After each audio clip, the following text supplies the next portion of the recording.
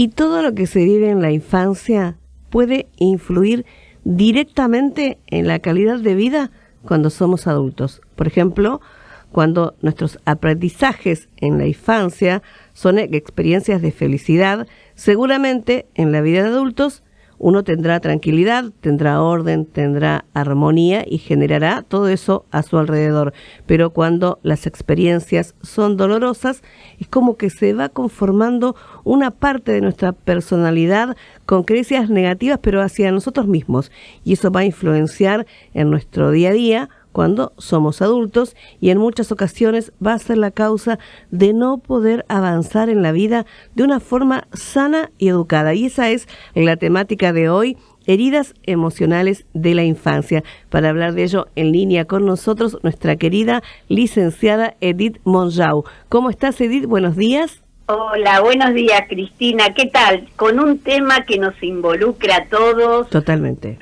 O sea, creo que nadie puede estar libre de haber identificado a lo largo de la vida alguna conducta, algún sentimiento y decir, esto tiene que ver con esto, tal o cual cosa que me pasó de chica. Porque las heridas emocionales son lesiones psíquicas que se originan en la niñez, son como matrices que afectan el desenvolvimiento de nuestra vida aún en la adultez, y hasta que nosotros no las identificamos y hacemos algo por ellos, pueden estar en la totalidad de nuestra vida creándonos angustia, ansiedad, frustración y fracaso en todas las áreas de la vida, desde lo vincular hasta lo laboral y aún también lo académico. Totalmente de acuerdo. Es un tema, como decías, que seguramente más de uno cuando vaya escuchando, a medida que avance la charla, va a decir, a mí me pasó esto, a mí me pasó lo otro, o todavía me está pasando esto, o siento un rencor, un rechazo, siento mucha frustración, o me comporto de esta manera porque cuando era niño me pasó esto. Entonces, si por ahí quieren intervenir en la charla, antes de que avances con el tema, voy a dejar el WhatsApp de NTV Radio para que vayan dejando su pregunta. ¿Te parece bien? Genial, genial. Muchas veces las personas no lo identifican. Es muy común que la persona venga al consultorio y de pronto relate sus signos, la ansiedad, la angustia, el miedo, y no tengan ninguna asociación porque nunca la han hecho. Y uno, cuando les empieza a pedir el relato de sus propias vidas, puede ver claramente que no le queda otra a la persona que con esas heridas emocionales dentro de su hogar, en las circunstancias que relatan, obviamente si nunca fueron tratadas, hoy generan lo que a la persona la lleva a un consultorio psicológico, ¿no es cierto? Claro. La ansiedad, pensamientos obsesivos, sentirse tan vulnerable frente a la vida, en los espacios laborales, con los demás, en una actitud defensiva, con trastornos de sueño, porque no es fácil lidiar con un pasado traumático, no es fácil. Y la raíz está ahí, la raíz de nuestro comportamiento como adulto tiene su base en la niñez. Así que aquel que quiera dejar un mensajito, que vos lo respondés al aire, 11 73 94 12 74, 11 73 94 12 74. Tal como decís, Cristina, porque las situaciones traumáticas actúan como marcas que nos quedan, porque en esa primera etapa de la vida de un niño, el niño carece de estrategias personales para manejar y entender la dimensión de lo que está pasando, y generalmente algo que complica es la interpretación que a veces un niño hace de una situación, y eso es lo que genera el trauma. No solo lo que está pasando, sino lo que yo interpreto. Yo recuerdo haber atendido una niña que en una oportunidad había declinado mucho en su rendimiento escolar, y no entendían por qué, porque siempre había sido una buena alumna, una niña de 7, 8 años. Y de pronto, cuando empezamos a indagar y a trabajar qué era lo que lo preocupaba, habían comenzado grandes discusiones con su mamá y su papá, y el papá generalmente daba un portazo y decía, me voy de esta casa y no aparezco más. Entonces, ¿qué pasaba? Cuando empecé a indagar en esos temores, la nenita, cuando estaba en aula, lo que en lugar de estar escuchando lo que la maestra estaba explicando, estaba pensando, cuando llegue a casa, ¿papá estará? ¿Habrá vuelto o no habrá vuelto? ¿No? Entonces, todas esas cuestiones generan a futuro inseguridades que hasta que uno no las identifica y no identifica esa interpretación que capaz que cualquier adulto hubiera dicho, uy, tu papá siempre reacciona de la misma manera, siempre dice lo mismo, hace 10 años que dice esto y nunca se va a ir, o alguien que un poco desmitifique ese temor del niño, ¿no? Sí, sí, aparte que el mundo de ellos es enorme, ¿no? Porque no como cuando uno es adulto, el mundo se da cuenta que en realidad la inmensidad de la otra, ¿no? En ese contexto, el mundo de ellos está en las 4 paredes de su casa. Exactamente, y ponen toda su confianza en sus progenitores. De hecho, son los responsables de que sus necesidades básicas sean satisfechas.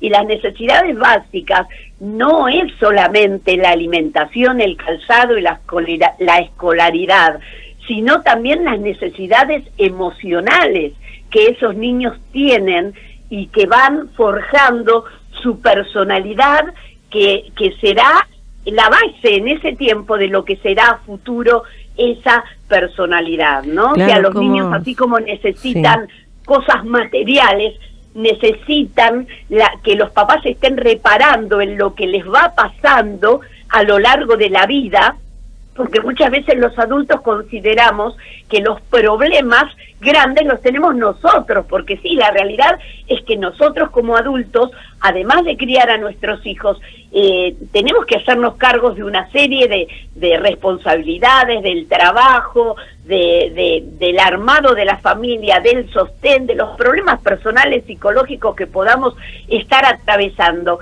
Y pareciera que no tenemos tiempo de sentarnos y preguntarle cómo están, cómo te sentiste hoy en la escuela, qué te pasa, que te veo la carita caída, porque a veces los papás hoy en día se ha perdido el sentarnos alrededor de la mesa y mirarnos a la cara.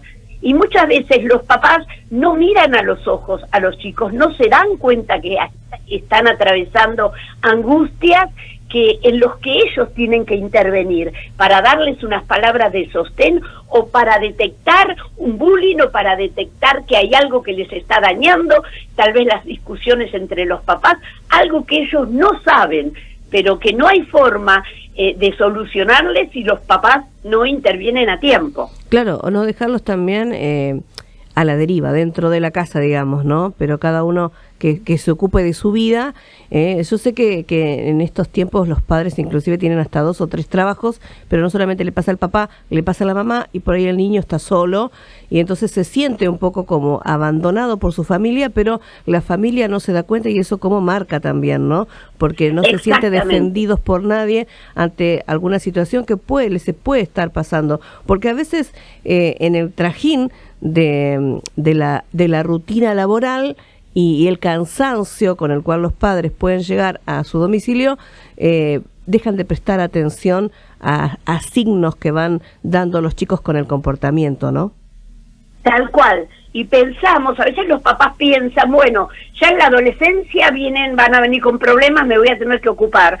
Y la realidad es que si nosotros no entramos en su mundo cuando son niños, en la adolescencia realmente los chicos nos cierran la persiana. Es totalmente, así, nosotros tenemos que estar metiéndonos, preguntando, indagando, siendo persistentes en las preguntas, porque si el nene me dice no me pasa nada, pero yo lo conozco, porque yo lo observo, porque tengo un buen contacto visual, entonces yo voy a buscar la estrategia para llegar a su dolor, a su angustia, a esa carita que me preocupa.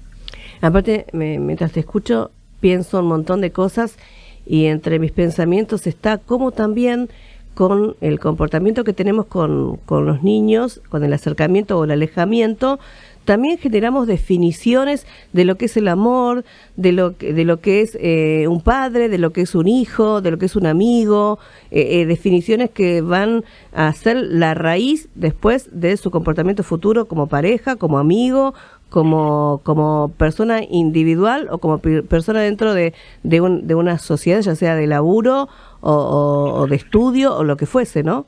Tal cual, porque hay muchas heridas que se generan en la infancia, que son las que determinan los comportamientos y el tipo de vínculo, la desconfianza que yo puedo llegar a tener frente a situaciones que laborales, amistades. Hay gente que vive desconfiada porque de pronto hay miedos como el miedo al abandono, que es una herida muy, muy común, que es porque la soledad es el peor enemigo de quien vivió el abandono en la infancia. O sea, permanentemente en la edad adulta se experimenta un constante temor a vivir de nuevo esa carencia, a quedarme solo. Por eso generalmente se traduce en una elevada ansiedad de ser abandonado por la pareja. Eso genera pensamientos obsesivos y hasta conductas poco lógicas por el elevado temor a experimentar otra vez el sufrimiento a ser abandonado. O sea, que ese temor a ser abandonados lo que genera generalmente, justamente de modo opuesto a lo que la persona querría, es lo que genera la gran parte de las rupturas de parejas y de vínculos amistosos. O sea, sí, por y ese abandono, ¿no? Sí. Yo creo una situación que es tan tensa y tan poco viable de seguir adelante que realmente se termina generando lo que la persona no quiere. Claro. Y ese abandono que se siente en la infancia, ¿cuáles son los factores que pueden desencadenarlo? O sea, justamente en la soledad, que el chico, sea tanto el hecho de que cuando hay una mamá y un papá que deciden separarse, ahí podemos ver como el abandono más grosso. El hecho de que el papá se fue de casa, a veces cuando hay un buen trabajo previo y hablan con el hijo y le dicen, mira, los adultos a veces nos pasan esto, armamos una pareja porque nos amamos, pero a veces nos dejamos de amar. Pero lo que quiero decirte es que nunca dejamos de amar a nuestros hijos. Papá no va a vivir en casa, pero papá te va a venir va a venir a buscarte, vamos a salir a almorzar, vas a venir a casa a pasar días, va a planear todo el contacto. Eso es muy diferente cuando el chico de pronto se encuentra que un día papá no está más en casa y no duerme más en casa. Entonces, ¿qué pasa? Puede interpretar como abandono esa situación. Entonces es importante que, como dijimos antes, a veces la interpretación, a veces chicos que se sienten abandonados porque la mamá tiene que trabajar muchísimo, se tiene que ir muy temprano de casa, como dijiste vos. Hoy en día hay gente que tenemos 2, 3 trabajos. Entonces, ¿qué pasa? Sienten que esa falta de tiempo que mamá tiene porque llega muerta y no le mira los deberes, no puede ayudarle, también sienten como un abandono afectivo. Entonces, el abandono no es solo lo que se ve, es dejar a un chico solo, aunque en realidad hay historias tremendas de chicos abandonados por sus papás en casa de un abuelo, de un tío, o de chicos que han sufrido la calle. Son historias tremendas, pero la realidad es que todo tipo de abandono, todo momento en el cual el chico siente que hubiera necesitado a la mamá o al papá o al que lo crió, sus abuelos, sus tíos, y que no lo tuvo, genera un caldo de cultivo que siempre pone en riesgo los vínculos futuros, porque esa persona, ese temor a ser abandonado, lo desorganiza totalmente frente a cualquier situación que tal vez no tenga nada que ver. Tal vez la persona tuvo un día de trabajo, no lo mensajeó, no le pudo dar la atención que quería por trabajo, por estudio, y ya la persona empieza en un diálogo interno negativo, claro, no me quiere, no, tendrá otra, no, me va a abandonar. Este es el principio del fin de la relación. Entonces, ese diálogo interno es mortal para el vínculo y es mortal para la vida emocional de la persona. Por eso es importante que si uno vive esa situación, la pueda asumir y decir, tengo que hacer algo positivo con esto. No puedo vivir sangrando por esta herida tan difícil de curar. O sea, es importante buscar la cicatrización y decir, yo esto lo tengo que encarar con un psicólogo, con alguien que me ayude, para que no vivir una vida de fracaso por algo que me pasó en la infancia. Lo mismo sucede con el miedo al rechazo. El rechazo es otra de las heridas muy comunes en los niños. Es una de las más además, digamos, profundas.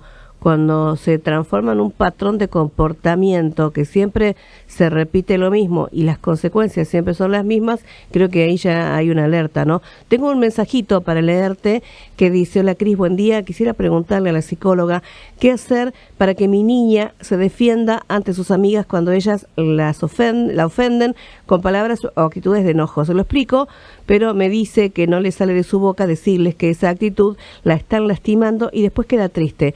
Es muy buena y a veces es como que la toman por tonta. Mi nena es mi ahijada y sobrina porque mi hermana, su mamá, falleció y la estamos criando con mi esposo y yo. Y no sé cómo explicarle que se debe defender. Me dice que tiene miedo de que se enojen sus amigas y no le hablen más. O sea, tiene miedo a que sus amigas la abandonen. Tiene un claro aspecto de que tiene miedo, seguramente tiene que ver con el fallecimiento de su mamá, ¿no? Claro, porque los chicos muchas veces lo interpretan como un abandono el fallecimiento de los papás. ¿Por qué me dejó si yo era tan chiquita y la necesitaba? ¿No? Ahí se pueden... acá yo veo dos heridas, el miedo al abandono y también el miedo al rechazo, o sea, porque ella se banca el maltrato de sus amigas por miedo a que le pase lo mismo, que también la dejen. Acá esta tía mamá que con tanto cariño decidió junto a su esposo darles el hogar, darles la familia, ser los papás que sustitutos, tienen que fortalecer la autoestima de esta nena, porque es muy importante que ella se sienta validada y fuerte para poder hablar desde la asertividad. ¿Te acuerdas que ya hablamos en una oportunidad? Que la asertividad es esa capacidad que una persona puede tener de hablar el tema, por más escabroso y por más difícil de tratar, con altura y poniendo en juego ambos intereses de las dos personas con la idea de que haya una solución viable y agradable para ambas partes. O sea, esta nena va a tener que recibir validación, lo que evidentemente esta tía está fortaleciendo porque dice que no sabe ya cómo decírselo. Hay que fortalecer la autoestima, decirle, vos podés, vos lo vas a poder hacer, vos no tenés que tener miedo, vos tenés estas cualidades, tal vez mirar cuáles son las cualidades de la nena, tal vez la nena sea buena para matemáticas, prolija con su habitación o tenga alguna habilidad para el deporte. Entonces es bueno fortalecer la autoestima apoyándose en lo que la nena hace bien y diciéndole, de la misma manera que vos lograste desempeñarte bien, de una manera desenvuelta en tal aspecto de la vida, esto de a poquito también lo vas a lograr. Y bueno, sostener esa vida emocional de esa niña, mostrándole un futuro promisorio, diciéndole que esto es algo pasajero, que ella va a poder sobrellevarlo, que ahí están sus tíos para apoyarla y que con constancia y con seguridad lo va a poder lograr. Bueno, ese tipo de discursos son los que ayudan a los nenes que toman esta situación, animarlos a ocupar su lugar, animarlos a arriesgar y a tomar decisiones por sí mismos y enseñarles que todos podemos hablar con altura y lograr lo que espera nuestro corazón. Ahí está, entonces fortalecer la autoestima me parece que es el lado correcto, es el camino correcto para evitar también ese miedo al abandono y al rechazo. Tal cual. Estas dos heridas tan profundas y tan nodales de la personalidad, desgraciadamente le han tocado vivir, pero en la vida todo se puede sobrellevar. La vida tiene recursos innumerables. El afecto de las personas, apoyarnos en las personas que queremos, tener un círculo social rico y nutrido, las figuras, las principales figuras ayudan. Vos fíjate que Boris Cyrulnik, que es un gran escritor, psiquiatra, que él tuvo una tremenda herida. Él fue arrestado con su familia, estuvieron en un campo de concentración nazi. Su mamá y su papá murieron y él se escapó y logró escapar solo con 6 años, sobrevivió al genocidio y pudieron contactar unos tíos que fueron los que lo sacaron adelante. Y él escribe mucho sobre el trauma de los niños y él dice que en la vida, cuando las luces, ciertas luces se apagan, haciendo alusión a la vida de los progenitores, siempre surgen otras constelaciones, otras luces para ayudar a ese niño a seguir adelante. Así que yo a esta tía la felicito y con este desafío y bueno, el poder dar amor y significación y validación a la vida de esta nena, sin duda va a traer resultados a lo largo de toda la vida para ambas.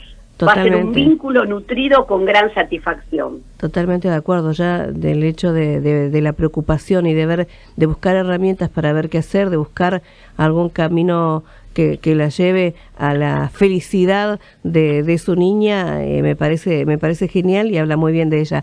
Te quería preguntar que, bueno, estamos hablando de cómo prevenir, pero ¿qué pasa cuando ya soy adulto y tengo esas complicaciones, no? No puedo relacionarme bien, continuamente me siento que no soy válida para el entorno donde estoy, que me siento como rechazada, me siento eso que vos decías, que en cualquier momento me abandonan, que en cualquier momento me traicionan, todo eso. ¿Qué pasa cuando sentís todo esto? Ya sos un adulto, que pasaste por esa etapa, no hiciste terapia, pero no podés resolver eso y siempre estás como ahí en el medio de ese ciclo que no se termina. Bien, es muy bueno cuando nos detenemos a mirar en nosotros mismos, porque a veces estamos muy dispuestos a ayudar al otro, mirar hacia afuera, pero es muy bueno lo que vos estás planteando, Cris, cuando yo me detengo a mirar en mí mismo, ¿no? A veces me puedo ir del otro lado y empiezo a buscar culpables en mi historia, pero eso nos hace perder mucha energía, no es lo mejor. Lo fundamental es que a veces nosotros nos demos permisos para mirar hacia adentro, para enojarnos a veces con otros, con nosotros mismos, y aprendamos a perdonarnos y a perdonar, porque en la vida no podemos ir por la vida con esas heridas sin seguir lastimándonos.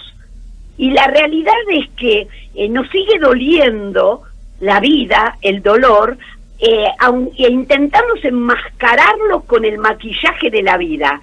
Pero cuando llega ese momento en el cual digo, bueno, ¿qué hago con esto? No soy feliz, no siento satisfacción, yo le estoy dando la espalda a una realidad.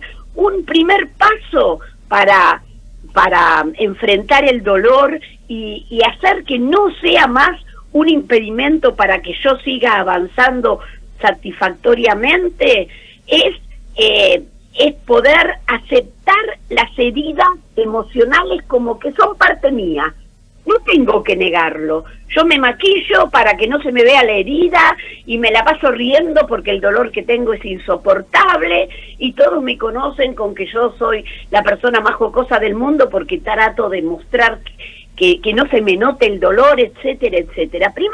Primer paso, tengo que aceptar mis heridas emocionales como parte de mí. O sea, la herida existe, no me tengo que tapar los ojos, ¿no? Y aceptar una herida es mirarla, observarla detenidamente y saber que tener situaciones que resolver forma parte de la experiencia del ser humano. O sea, a veces pensamos que vendarle los ojos al sufrimiento es lo mejor que podemos hacer, pero eso hace que la herida se complique con el paso del tiempo. Debemos aceptar y comprender que no somos mejores o peores porque algo nos haya dañado. O sea, el habernos construido una coraza a veces es un acto heroico, es un acto de amor propio que tiene mucho mérito, ya que a veces ha cumplido una función en la vida, pero ya te protegió del ambiente, ya que te originó la herida, y es hora de dejar esa coraza y decir, quiero avanzar, porque con esa coraza tan dura, tan pesada, que a veces con la que hemos avanzado en la vida, o a veces esa muralla que hemos construido porque el otro nos dañó, no nos damos cuenta que esa misma muralla hoy nos separa de las personas que pueden ser vínculos importantes en la vida. No, después es importante aceptar que nos dañamos cuando nosotros nos dejamos doblegar por el temor, cuando nosotros tememos como producto de lo que nos pasó. Es importante que nosotros intentemos perdonar a los demás, porque es la única manera en que podemos pasar la página, dar vuelta a la página, abrir nuestro corazón y empezar una nueva historia. Todos los sucesos traumáticos, todas las personas que llevamos como generadores de los traumas son como grandes mochilas que no nos dejan avanzar. Sí, o sea que eso es lo primero para nuestra autocomprensión y nuestro autocuidado. Debo ser libre de el rencor, de la ira, porque cuando lo llevamos mucho tiempo, el dolor se termina transformando en ira y en rencor, y eso ya nos enferma, que es la base de muchas enfermedades cardiológicas. Sí, enfermamos al entorno también, ¿no? A los que nos quieren y tratan de estar ahí a pesar de... por eso es importante todo esto que decís, identificar qué es lo que nos hizo mal, aceptar, perdonar y perdonarnos e ir por el camino de la sanación, y cuando uno no puede solo, bueno, pedir ayuda. En este caso, tu libro, te digo que vendría bien para los que nos están escuchando leerlo. Es un libro de muy fácil lectura y que habla justamente de todo esto, ¿no? De las emociones, de cómo hacerlas crecer, de cómo llevarlas adelante. Corazón inteligente, librazo para este tema que vendría enlazado. Exactamente, tal cual, porque Corazón inteligente hay varias historias de traumas vividos que pacientes autorizaron su relato allí en el libro, pero como son tan fuertes, están ahí para demostrarle a los lectores que no hay situación en la vida que no se pueda superar. Ahí está. Edith, te mandamos un gran abrazo. Será hasta el próximo miércoles con otro tema tan importante como este. Te queremos mucho. Hasta el miércoles. Chao, chao. Hasta el miércoles. Chao.